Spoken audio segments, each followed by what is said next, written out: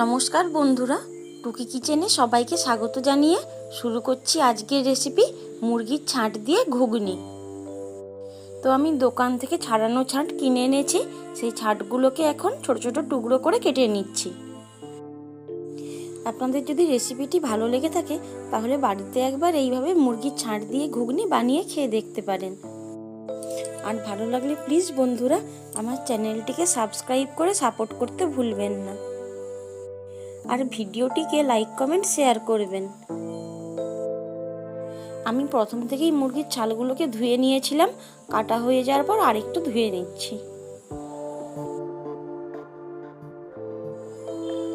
প্রথমেই গ্যাস জেলে একটা কড়াই বসিয়ে দিয়েছি আর কড়াইয়ের মধ্যে দিয়ে দিয়েছি সরষের তেল। এইবার এই তেলের মধ্যে দিয়ে দিচ্ছি 1 চামচ রসুন বাটা ও একটা পেঁয়াজ কুচি। এইবার এই পেঁয়াজ ও রসুনটা একসঙ্গে ভেজে নেব। পেঁয়াজ ও রসুনটা ভাজা হয়ে গেলে এর মধ্যে দিয়ে দিচ্ছি 1 চামচ আদা বাটা।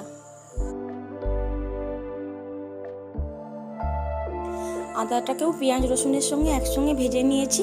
এরপর দিয়ে দিচ্ছি আগে থেকে কেটে রাখা আলুর টুকরো আর আগে থেকে ভেজানো মটর।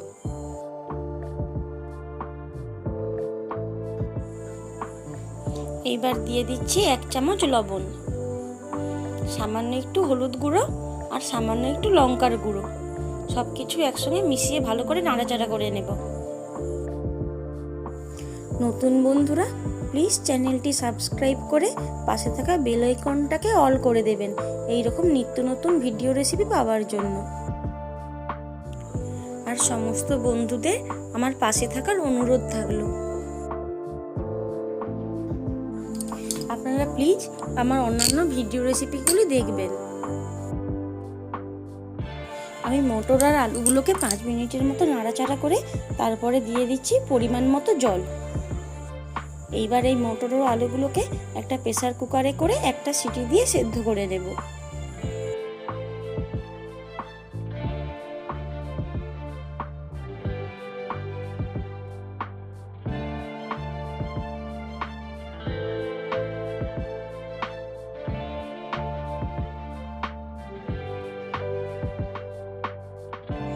মটর ও আলুগুলোকে কুকারে করে সেদ্ধ করতে দিয়ে দিলাম।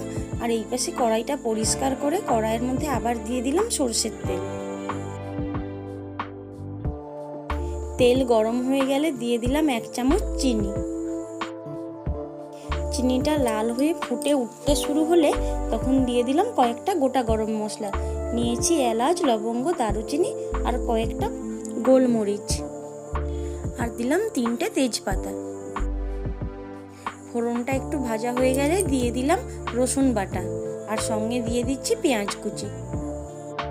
এইবার পেঁয়াজ ও রসুনটা একসঙ্গে ভেজে নেব।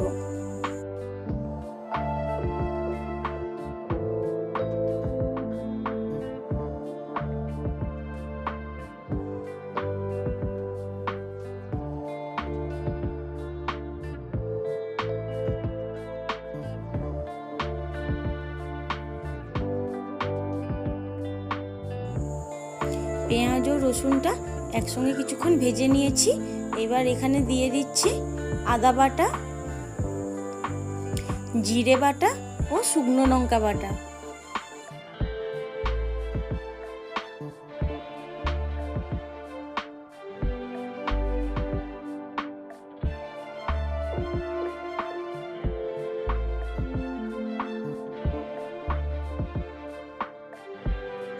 এইবার দিয়ে দিচ্ছি পরিমাণ মতো লবণ, হলুদের গুঁড়ো ও সাধারণ লঙ্কার গুঁড়ো।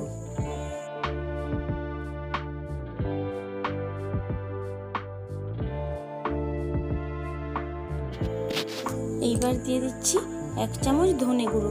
এবার মশলাটাকে ভালোভাবে কষিয়ে নিচ্ছি।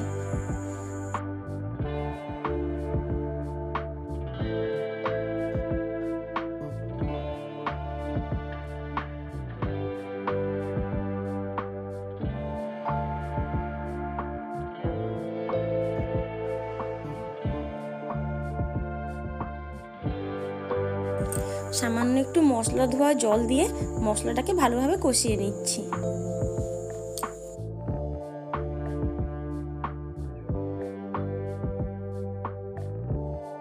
এই ধারে কুকারে একটা সিটি হয়ে গেছে, আমি গ্যাসটা বন্ধ করে দিচ্ছি।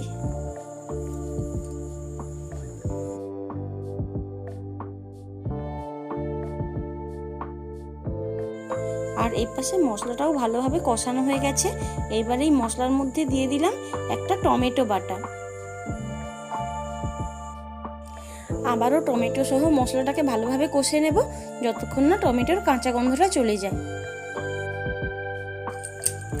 মশলাটা এই পর্যায়ে ভালোভাবে কষানো হয়ে গেছে আর মশলা থেকে তেলও ছেড়ে গেছে। এই সময় কেটে রাখা ছালগুলো মশলার উপর দিয়ে দিলাম আর ভালো করে নাড়াচাড়া করে একসঙ্গে রান্না করে নেব।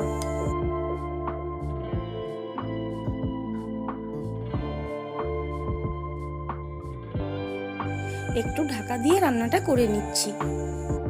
কিছুক্ষণ পর পর ঢাকনা খুলে নাড়াচাড়া করে বাকি রান্নাটা করে নিচ্ছি।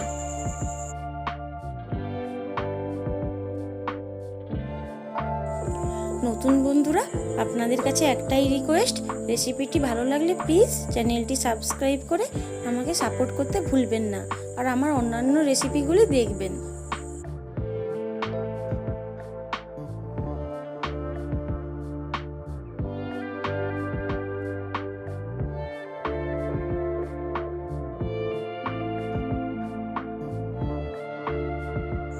এই সময় কুকারের এক্সট্রা ভাপটা বের করে দিয়ে কুকারের যে ঘুগনিটা সেটা ছাঁটের সঙ্গে মিশিয়ে দিলাম।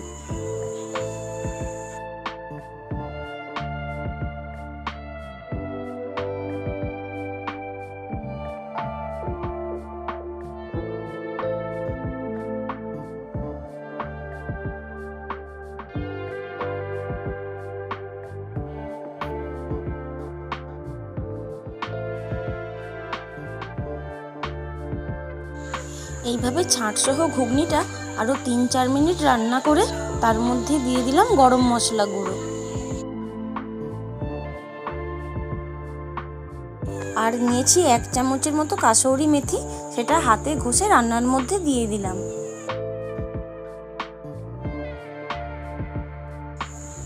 সবশেষে রান্নার মধ্যে দিয়ে দিচ্ছি কুচানো ধনেপাতা।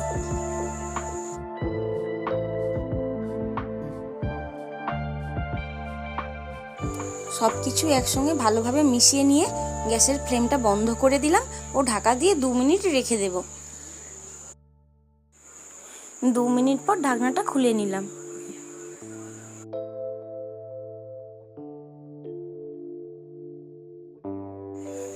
একটা পাত্রে রান্নাটা নামিয়ে নিলাম। তো বন্ধুরা, ছাঁট দিয়ে ঘুগনি রেসিপি পুরোপুরি কমপ্লিট। রেসিপিটি আপনাদের কেমন লাগলো তা প্লিজ আমাকে কমেন্টে জানাবেন। আর রেসিপিটি ভালো লাগলে প্লিজ বন্ধুরা চ্যানেলটিকে সাবস্ক্রাইব করে আমাকে সাপোর্ট করতে ভুলবেন না।